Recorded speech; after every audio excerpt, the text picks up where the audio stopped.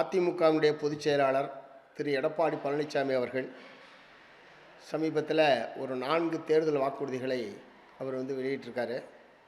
வழக்கமாக எல்லா கட்சிகளுமே தேர்தல் அறிக்கை தயாரிப்பதற்கென்று ஒரு குழு அமைத்து ஒரு முழுமையான அறிக்கையை தான் தேர்தல் வாக்குறுதிகளை தேர்தல் அறிக்கை என்பது இதுவரைக்கும் வெளியிட்டிருக்காங்களே தவிர, இப்போது தான் திரு பழனிசாமி அவர்கள் தவணை முறையில் தேர்தல் வாக்குறுதிகளை வழங்குவது என்கிற ஒரு புதிய நடைமுறையை அவர் உருவாக்கியிருக்கிற மாதிரி தெரியுது.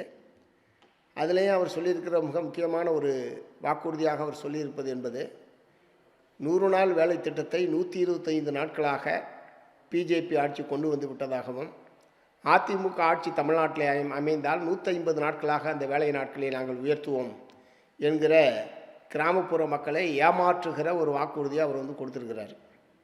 நான் என்ன கேட்க விரும்புகிறேன், முதல்ல 100 நாள் வேலை திட்டம் என்கிற அந்த சட்டமே இப்போது நடைமுறையில் இல்லை. மகாத்மா காந்தி தேசிய ஊரக வேலை உறுதி சட்டம் என்பதை ஒன்றிய பிஜேபி அரசாங்கம் ரத்து செய்துவிட்டது.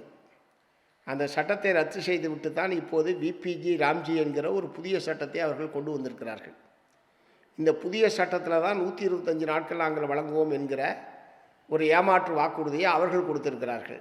ஏன்னா ஏற்கனவே இருந்த சட்டத்தில் ஒரு கேரண்டி என்பது இருந்தது. கட்டாயம் வேலை கொடுக்க வேண்டும் ஒரு குடும்பத்திற்கு 100 நாள். அப்படி வேலை கொடுக்க முடியவில்லை என்று சொன்னால் வேலையில்லா கால நிவாரணம் வழங்க வேண்டும் என்று ஏற்கனவே இருந்த சட்டத்தில் இருந்தது. அந்த மாதிரியான எந்த உத்தரவாதமும் அல்லது வேலை வழங்கவில்லை என்றால் நிவாரணம் வழங்க வேண்டும் என்கிற எந்த விதமான நிபந்தனைகளும் இப்போது கொண்டு வரப்பட்டிருக்கக்கூடிய புதிய சட்டத்தில் இல்லை. ஆகவே அவர்கள் நிதி இருந்தால் வேலை கொடுக்கலாம், இல்லை என்றால் வேலை கொடுக்க மாட்டார்கள். அது 10 நாள் கொடுக்கலாம், 5 நாள் கொடுக்கலாம், 20 நாள் கொடுக்கலாம், அந்த முறையில் தான் அது வருமே தவிர 125 நாள் என்பது நடைமுறையில் அவர்களால் கொடுக்கவே முடியாது என்பது தான் புதிய சட்டத்தில். அப்படி எந்த விதமான உத்தரவாதமும் கிடையாது. இத்தகைய நிலையில் நாங்கள் வந்தால் 150 நாட்களாக ஆக்குவோம் என்று அவர் சொல்லியிருப்பது என்பது தமிழக கிராமப்புற உழைப்பாளி மக்களை ஏமாற்றுகிற ஒரு வாக்குறுதி என்பதை நான் சொல்ல விரும்புகிறேன்.